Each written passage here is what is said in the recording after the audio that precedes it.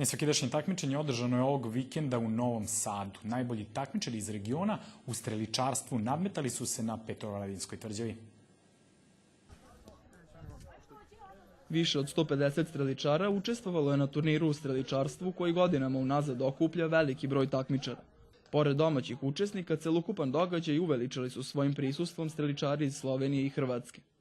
Tokom prvog takmičarskog dana održano je državno prvenstvo, a klubove koji su se najviše istakli su NS 2002, Strelac Crvenka, Bajmok.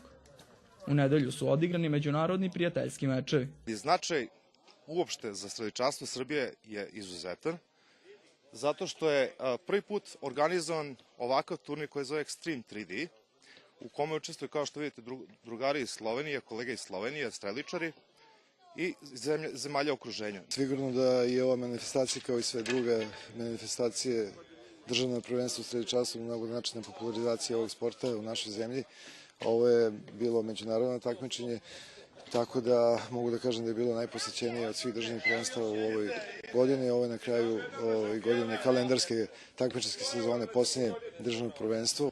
Naši takmičari osvojili su 3 odličja. U nadmetanju mlađih pionirki u disciplini Olimpik Ema Parčetić-Cigić osvojila je zlato, dok je u disciplini Instinktiv najbolja bila Sofija Pavkov. U konkurenciji seniora u istoj disciplini Miroslav Matejašev osvojio je srebrno odličje.